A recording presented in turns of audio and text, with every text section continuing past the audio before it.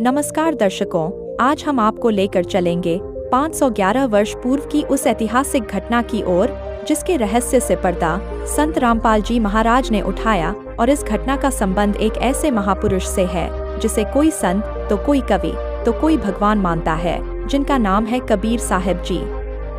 जी हाँ दर्शकों, कबीर साहब को कोई संत तो कोई कवि तो कोई भगवान मानता है, लेकिन दर्शकों संत रामपाल जी महाराज ने इस ऐतिहासिक घटना का रहस्य जिन साक्ष्यों के साथ दिया है, जिसे जानने के बाद आप स्वयं इस निर्णय तक पहुंच जाएंगे कि वास्तव में कबीर जी कौन थे। तो इस रहस्य को जानने के लिए देखिए यह पूरा वीडियो।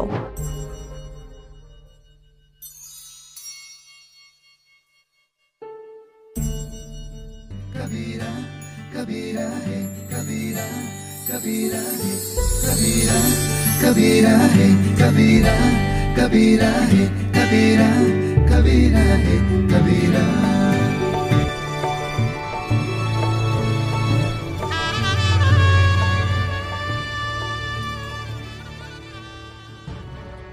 पूर्ण परमात्मा सर्व सृष्टि रचनहार कबीर देव प्रत्येक युग में इस धरा पर अवतरित होते हैं और एक आम जन साधारण की तरह लीला करते हुए अपने वास्तविक घर यानी सतलोक की जानकारी भक्त समाज को देते हैं। लेकिन उस समय अधिकांश लोग परमेश्वर की पहचान नहीं कर पाते। लगभग 625 वर्ष पूर्व पूरी सृष्टि को बुनने वाले कबीर साहिब जी काशी नगर की जुलाहा बस्ती में एक टूटी सी झोपड़ी में 120 वर्ष तक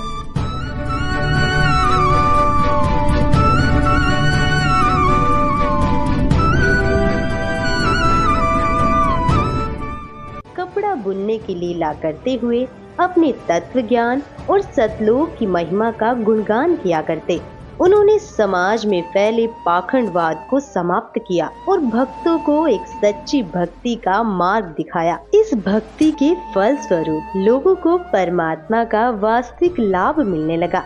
इससे प्रभावित होकर उस समय के हिंदू और मुस्लिम दोनों धर्मों के 64 लाख श्रद्धालु कबीर परमेश्वर जी के शिष्य बन गए। वहीं दूसरी तरफ कबीर परमेश्वर जी को एक आम भक्त, संत व गरीब जुलाहा समझ उस समय के मुल्ला, काजी, पंडित और ब्राह्मण कबीर साहिब जी की महिमा चारों ओर फैलते देख ईर्ष्यावश आए दिन उन पर जुल्म करने की अस्थायी कोशिश करते ही रहते थे।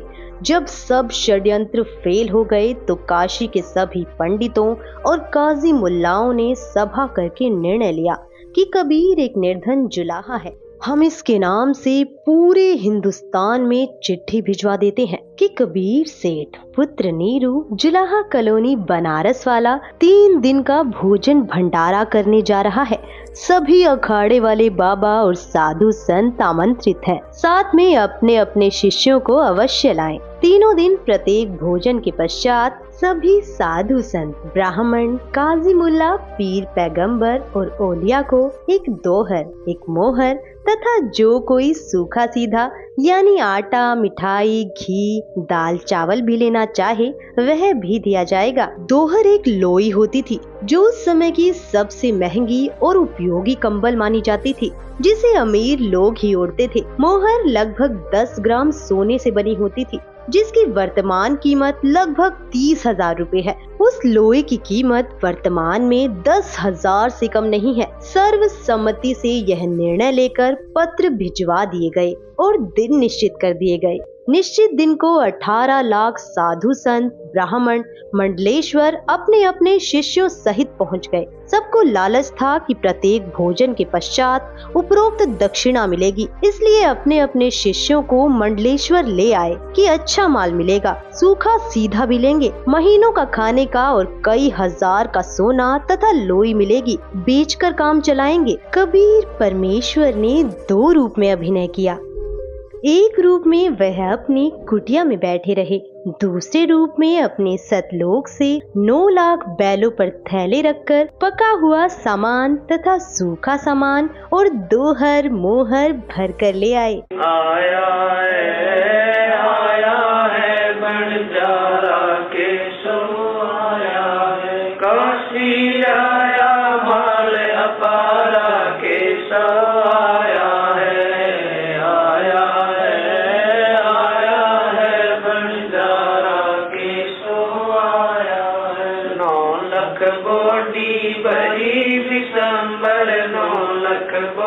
भक्ति भरी विशंबर जिया कबीर भंडारा केशव आया है, आया है बंजारा केशव आया है। धरती ऊपर तंबू ताने, धरती ऊपर तंबू ताने, चौपड़ के बंजारा केशव आया है, आया है बंजारा केशव आया है। कौन देश से बालद आई, कौन देश से बालद आई, ना कहीं बजाने वाला केशव आया है, आया है बंजारा केशव आया है। अपरम पार पार गत तेरी, अपरम पार पार गत तेरी, कित उतरी जलधारा केशव आया है, आया है बंजारा केशव आया है। साहूकार नहीं कोई जाके, साहूकार नहीं कोई जाके, काशी नगर मजारा केशव आया है, आया है बंजारा केशव आया है। दास गरीब कल्प से उतरे, दास गरीब कल्प से उतरे, जिया पे अलग कर सारा केशव आया है, आया है बंजारा केशव आया है। दास गरीब कल्प से उतरे, दास गरीब कल्प से उतरे, जिया पे अलग कर सारा केशव आया है, आया है बंजारा केशव आया है। काशी के बाजार में टेंट लगाकर सारा सामान टेंटों में रख दिया और कुछ सेवक भी सतलोक से साथ आए थे जो सभी व्यवस्थाएं संभाल रहे थे। भंडारा शुरू कर दिया गया। 3 दिन तक चिट्ठी में लिखे अनुसार सभी दक्षिणा दी गई। उस समय भोजन भंडारे में दिल्ली का राजा सिकंदर लोधी भी आया था और उसका निजी पीर शेख तकी भी आया था। शेख तकी उपरोक्त षड्यंत्र का मुख्य सदस्य था। उसने सिकंदर लोधी को भी पत्र भिजवाया। वह चाहता था कि किसी तरह सिकंदर लोधी के दिल से कबीर जी उतर जाएं और मेरी महिमा बढ़े। उस शेख का अनुमान था कि अब की बार कबीर काशी से भाग जाएगा और भंडारे में पहुँचे साधु कबीर को गालियां दे रहे होंगे। राजा भी कबीर जी का प्रशंसक नहीं रहेगा। परंतु जब वे भंडारे के स्थान पर पहुँचे तो देखा कि लंगर चल रहा है और सभी दक्षिणा दी जा रही है। सभी साधु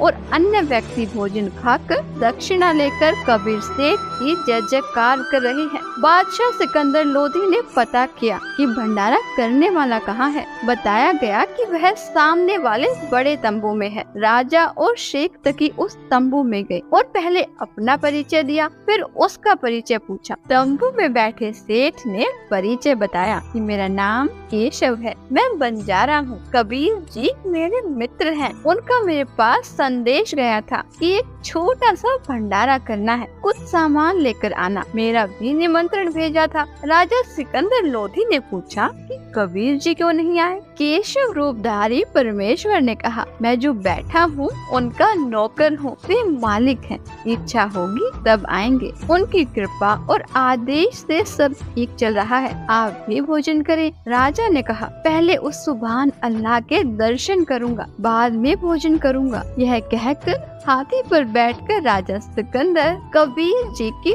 कुटिया पर पहुँचे। साथ में कई अंगरक्षक भी थे। कबीर परमेश्वर जी को संत रविदास जी ने सुबह ही बता दिया था कि हे कबीर जी, आज तो विरोधियों ने बनारस छोड़कर भगाने का कार्य कर दिया है। आपके नाम से झूठे पत्र भेज रखे हैं और ऐसा ऐसा लिखा है। लगभग 18 लाख व्यक्ति, साधु संत लंगर खाने पहुंच चुके हैं। कबीर जी ने कहा कि मित्र आजा, बैठ जा, दरवाजा बंद करके साकर लगा ले। आज का दिन बिताकर रात्रि मैं अपने परिवार को लेकर भाग जाऊंगा, कहीं अन्य शहर गांव में निर्वाह कर लूंगा। जब उन्हें कुछ खाने को मिलेगा ही नहीं तो चिल्लाकर गाली गलौज करके चले जाएंगे। हम साकर नहीं खोलेंगे, यदि किवाड़ तोड़ेंगे तो हाथ जोड़ लूंगा कि मेरा सामर्थ्य आपको भंडारा कराने का नहीं है। गलती से पत्र डाले गए, मारो भावे छोड़ो। दोनों संत माला लेकर भक्ति करने लगे। मुँह बोले माता पिता तथा मृतक जीवित किए हुए लड़का तथा लड़की सुबह सैर को गए थे। इतने में दिल्ली के बादशाह सिकंदर लोधी ने दरवाजा खटखटाया। संत रविदास जी ने कहा, प्रभु लगता है कि अतिथि यहाँ पर भी पहुँच गए हैं। कबीर जी ने कहा, देख सुराग से बच्चे तो नहीं आ गए हैं। रविदास जी ने देखकर बताया कि नहीं, कोई और ही है। 2-3 बार दरवाजा खटखटाकर राजा सिकंदर लोधी ने अपना परिचय देकर बताया कि आपका दास सिकंदर आया है, आपके दर्शन करना चाहता हूँ। परमेश्वर कबीर जी ने कहा, राजन आज दरवाजा नहीं खोलूंगा, मेरे नाम से झूठी चिट्ठियाँ भेज रखी हैं। लाखों संत भक्त पहुँच चुके हैं। रात्रि होते ही मैं अपने परिवार को लेकर कहीं दूर चला जाऊंगा। सिकंदर लोधी ने कहा, परवरदिगार आप मुझे नहीं बहका सकते, मैं आपको निकट से जान चुका हूँ। आप एक बार दरवाजा खोलो, मैं आपके दर्शन करके ही जलपान करूँगा। परमेश्वर की आज्ञा से रविदास जी ने दरवाजा खोला तो सिकंदर लोधी मुकुट पहने पहने ही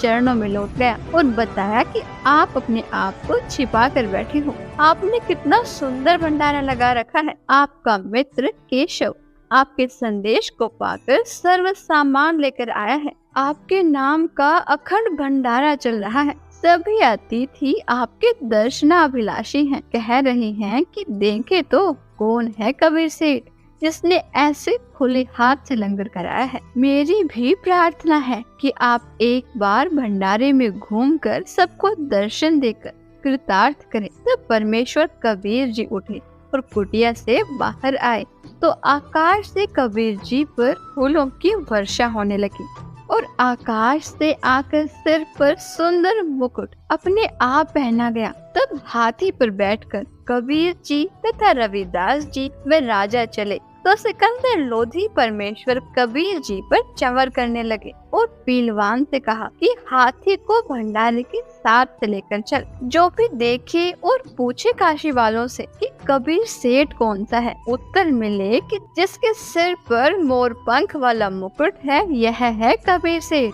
जिस पर सिकंदर लोधी दिल्ली के बादशाह चंवर कर रहे हैं। सभी एक स्वर में जय बोल रहे थे, जय हो कबीर सेठ की। जैसा लिखा था वैसा ही भंडारा कराया है। ऐसी व्यवस्था कहीं देखी न सुनी। भोजन खाने का स्थान बहुत लंबा चौड़ा था। उसमें घूमकर फिर वहाँ पर आए जहाँ पर केशव टेंट में बैठा था। हाथी से उतरकर कबीर जी तंबू में पहुँचे तो अपने आप एक सुंदर पलंग आ गया। उसके ऊपर एक गद्दा बिछ गया, ऊपर गलीचे बिछ गए जिसके झालरों में हीरे पन्ने लाल लगे थे। टेंट को ऊपर कर दिया गया जो 2 तरफ से बंद था। खाना खाने के पश्चात सब दर्शनार्थ वहां आने लगे। तब परमेश्वर कबीर जी ने उन परमात्मा के लिए घर त्याग कर आश्रमों में रहने वालों तथा अन्य गृहस्थ व्यक्तियों और ब्राह्मणों को आपस में अर्थात केशव तथा कबीर जी ने आध्यात्मिक प्रश्न उत्तर करके सत्य ज्ञान समझाया।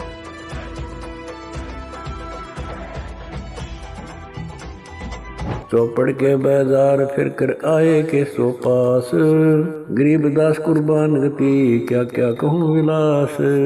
पाट पटम्बर बस गए ऊपर हीरे लाल, गरीबदास साहेब धनी डाये मुक्ता माल। केसो और कबीर का तंबू माई मिलाप, गरीबदास 8 पैर लग गोष्ठी निज गरगाप। केसो कहत कबीर से पूछत बाता बीन, गरीबदास क्यों उतरे ऐसे मुल्क मलीन। 100 योजन पर लगत है या दुनिया की गंद, गरीबदास केसो कहे आड़ चाम का फंद। सुन कबीर सुर वेद हूँ कैसो कष्ट करंत, गरीबदास गंदे मनुष्य मेला आन भरंत। बिष्टा जिनके देह में मगन फिरे दिन रात, गरीबदास कैसो कह जिन सिर यम की घात। सुन कबीर मन भावने तुम्हारी बात अगाध, गरीबदास कैसो कह तुमसे तुम ही साध। धन कबीर कुर्बान जा ऐसी रही तुम्हार, गरीबदास के सो कह छोड़िए गंदा संसार। नरक भरे तिस उदर है रुदर भरी सब देह, गरीबदास के सो कह या मनुष्य मुखे है। राम नाम कैसे भोर नरक नगीन शरीर, गरीबदास के सो कह विलंबे कहाँ कबीर। दम बिन दे ही सही नहीं जमी आसमान, गरीबदास के सो कह जहाँ रहन स्थान। हीरे पीले मोती जहाँ हीरे बदन सफेद, गरीबदास के सो कह सुनो देश का भेद। लाल श्याम जहाँ रतन है नहीं भौतिक आकार, गरीबदास के सो कह चल कबीर परिवार। सुन के सो अब वंदना कह कबीर संदेश, गरीबदास लोक में है हमारा परवेश। आड़ चाम की देही में दूध रतन सरवंत, गरीबदास घट पिंड में ऐसे है भगवंत। तन दूधी को पाड़ कर जय कोई देखे दूध, गरीबदास उस पिंड में आड़ चाम और गूद।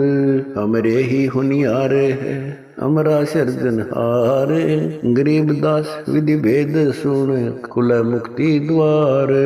युग 70 हम ज्ञान दिया जीवन समझा एक, गरीबदास घर घर फिरे दरे कबीरा भेख। 70 युग सेवन किए किन न बुझी बात, गरीबदास न समझात हूँ मोहे लगावे लात। कल्प कोटि युग बीतिया हम आए हर बेर, गरीबदास के सो सुनो देन भक्ति की टेर। स्वर्ग मृत्यु पाताल में हम बैठे कई बार, गरीबदास घर घर से जा मार मार के मार। हमारी जात अपूर्वी पूरब रहनी हमारे, गरीबदास कैसे जोड़े पश्चिम के कतार। हम हैं ठेठ पूरब के उतरे औगट घाट, गरीबदास जी दक्षिण के यो नहीं मिलती साट। हम पूरब के पूर्वी उत्तर देश उतरंत, गरीबदास जी दक्षिण के यो नहीं संग चलंत। जिन्हों हमारी सीख ली काटू जरा मण जंजीर, गरीबदास के सो सुने ऐसे कहे कबीर। फिर बाजी विद न रचे वह नी जीव अवंत, गरीबदास सत्यलोक में अमर पटा पावंत। अनंत कोट बाजी जहाँ रचे सकल ब्रह्मंड, गरीबदास मैं क्या करूं काल करत जीव खंड। किलों काल निकंद हूँ जीव विध्वंस नहीं होए, गरीबदास दुल्ला कहे शब्द न बूझे कोए। मनुष्य जीव क्या बात है पशु पक्षी परवाह ने, गरीबदास दुल्ला कहे करहूँ हंस अमान। मैं बंजारा आदि का यही हमारी साट, गरीबदास जी अबे करूं बोर न आवे बाट। एक गाड़ा एक जलाइए यानी मोए सुहाए, गरीबदास सतलोक में देहूं जीव पहुँचाए। सुन कबीर के शोक है जो कुछ करो सो कीन, गरीबदास मुख्तार तुम ही दीन वे दीन। सुन सतगुर तो से कहूँ तुम हो दीन दयाल, गरीबदास आदीन में तुम साहिब अब्दाल। अनंत कोटि ब्रह्मांड को तारत लगे नेवार, गरीबदास के सो कहे तुम ही दारमदार। तुम ही दारमदार हो यहाँ कल्प नहीं इंच, गरीबदास के सो कहे सब तुमरे ही परपंच। के सो चले सौदाम को 9 लाख बोली लीन, गरीबदास बंधन किया बाजत है सुरबीन। केसो और कबीर जित मिलत बयता एक, दास गरीब कबीर हरि धरते नाना भेख। बंजारे और बैल सब लाए थे भरमाल, गरीब दास सतलोक को चले गए तत्काल। आवत जाते ना लखे कौन नाम प्रकाश, गरीब दासा बूझ है कहाँ गए हरिदास। हरि में हरि के दास है दासन के हरि पास, गरीब दास पद अगम गति सात की उदास।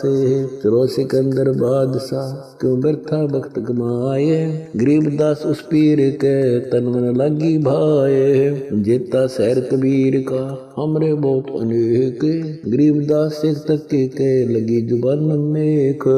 गूंगा भया बोले नहीं जवाब जुबान, गरीब दास मारा पड़ा बिन ही करो कमान। एता दोष दरय कहाँ दग्ध जमी आसमान, गरीब दास गूंगा भया बहरा हुआ कान।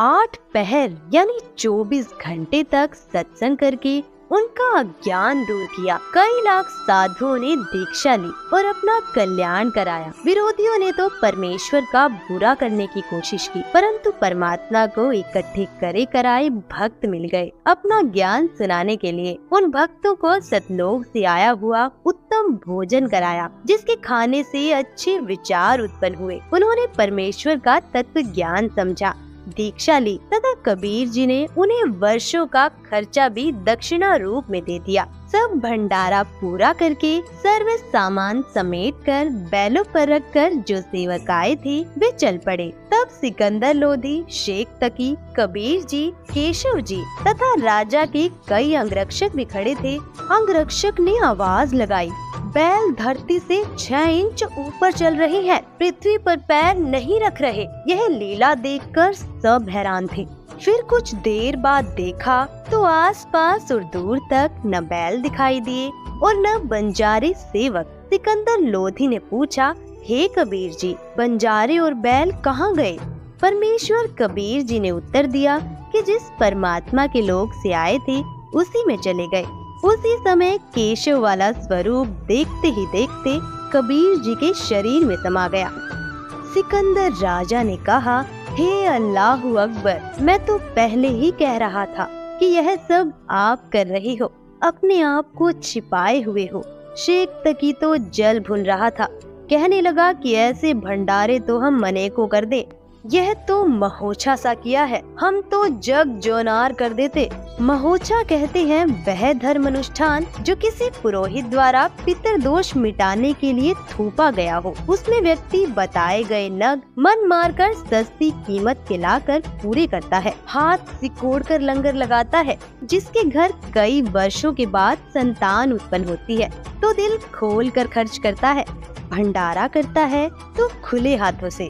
संत गरीबदास जी ने उस भंडारे के विषय में जिसकी जैसी विचारधारा थी यह बताई। गरीब कोई कहे जग जो नार करी है, कोई कहे महोछा, बड़े बड़ाई करया करें गाड़ी काटे ओछा। भावार्थ है कि जो भले पुरुष थे वे तो बड़ाई कर रहे थे कि जग जो नार करी है, जो विरोधी थे वो ईर्ष्यावश कह रहे थे कि क्या खाक भंडारा किया है, यह तो महोछा सा किया है। जब शेख तकी ने ये वचन कहे तो वह गूंगा तथा बहरा हो गया और शेष जीवन पशु की तरह जिया। अन्य के लिए उदाहरण बना कि अपनी ताकत का दुरुपयोग करना अपराध होता है और उसका भयंकर फल भोगना पड़ता है। दर्शकों, अभी आपने देखा कि पूर्ण परमात्मा कबीर जी ने अपनी समर्थता का परिचय देते हुए 3 दिन तक 18 लाख साधु संतों को केशव बंजारा रूप में सतलोक से आकर भंडारा कराया था। और ऐसे ही दिव्य भंडारे को वर्तमान समय में संत रामपाल जी महाराज द्वारा 10 से अधिक सतलोक आश्रमों में साल में 6 बार करवाए जाते हैं, जिसमें पूरे विश्व को आमंत्रित किया जाता है, जिससे यह सिद्ध होता है कि समर्थ पूर्ण परमात्मा कबीर जी ही वर्तमान समय में संत रामपाल जी महाराज के रूप में इस धरा में मौजूद हैं, क्योंकि समर्थ कबीर परमात्मा के बिना पूरे विश्व को भंडारा कराना संभव नहीं है। दर्शकों, इस वीडियो में आपने कबीर साहिब की 18 लाख साधु संतों को दिव्य भंडारा कराने की एकमात्र लीला के विषय में जाना, लेकिन कबीर परमात्मा ने आज से लगभग 600 वर्ष पूर्व ऐसी अनेक लीलाएं की थीं, कबीर साहिब की संपूर्ण लीलाओं की विस्तृत जानकारी जानने के लिए संत रामपाल जी महाराज के मंगल प्रवचनों को प्रतिदिन देखिए संत रामपाल जी महाराज YouTube चैनल पर।